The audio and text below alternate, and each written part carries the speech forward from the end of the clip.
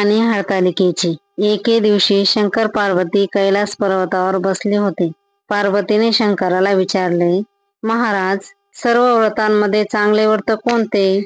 श्रम थोडे आणि फळ पुष्कळ असे एखादे व्रत असेल तर मला सांगा, आणि मी कोणत्या पुण्याने आपल्या पदरी पडले हेही मला सांगा. तेव्हा शंकर म्हणाले, जसा नक्षत्रात चंद्र श्रेष्ठ, ग्रहांमध्ये सूर्य श्रेष्ठ, 4 वर्णांमध्ये ब्राह्मण श्रेष्ठ, देवांमध्ये विष्णू श्रेष्ठ, नद्यांमध्ये गंगा श्रेष्ठ, त्याचप्रमाणे हरतालिका हे व्रत सर्वात श्रेष्ठ आहे. ते तुला सांगतो. ते तू पूर्वजन्मी हिमालय पर्वतावर केलंस आणि त्याच पुण्याने मी तुला प्राप्त झालो. ते ऐक.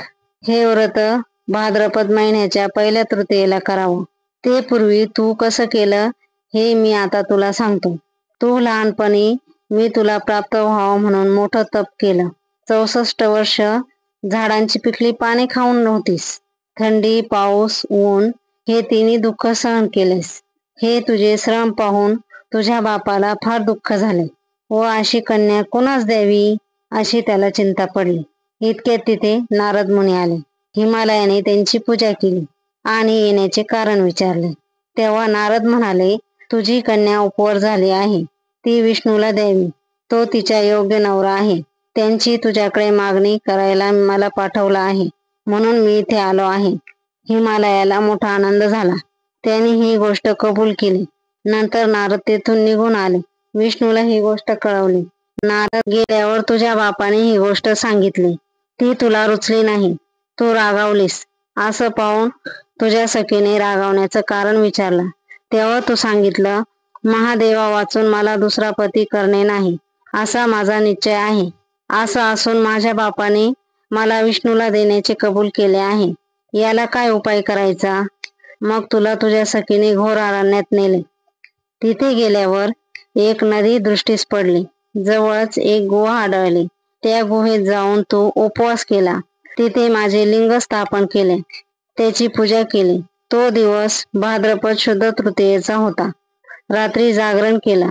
त्या पुण्याने येथील माझं आसन हल्लं. नंतर मी तिथे आलो. तुला दर्शन दिलं. वर मागण्यास सांगितला. तू म्हणाली, तुम्ही माझे पती व्हावे, याशिवाय दुसरी इच्छा नाही. नंतर ती गोष्ट मी मान्य केली आणि गुप्त झालो. पुढे दुसऱ्या दिवशी व्रतपूजा विसर्जन केलीस. मैत्रिणीसह त्यांचं पारणं केलं. इतक्यात तुझा बाप तिथे आला. त्याने तुला मला देण्याचे वचन दिले. तुला घरी घेऊन गेला. मग काही दिवसांनी चांगला मुहूर्त पाहून त्याने मला अर्पण केले. अशी या व्रताने तुझी इच्छा पूर्ण झाली. याला हरतालिका व्रत म्हणतात. याचा विधी असा आहे, ज्या ठिकाणी हे व्रत करावयाचे असेल त्या ठिकाणी तोरण बांधावे. केळीचे खांब लावून ते स्थळ सुशोभित करावे. पुढे रांगोळी घालून पार्वतीसह महादेवाचं लिंग स्थापन करावे. षोडोपचारे त्याची पूजा करावी. मनोभावे त्यांची प्रार्थना करावी व रात्री जागरण करावं. या व्रताने प्राणी पापापासून मुक्त होतो. 7 जन्माचं पातक नाहीसं होतं. राज्य मिळतं. स्त्रियांचं सौभाग्य वाढतं. त्या दिवशी बायकांनी जर काही खाल्लं तर त्या सप्तजन्मी वंध्या होतात आणि दारिद्र्य व पुत्रशोक होतो. कहाणी केल्यानंतर सुवासिनींना यथाशक्ती वाण द्यावं. दुसऱ्या दिवशी उत्तर पूजा करावी आणि व्रताचं विसर्जन करावं. ही 60 उत्तरांची कहाणी. 5 उत्तरे सुफल संपूर्ण.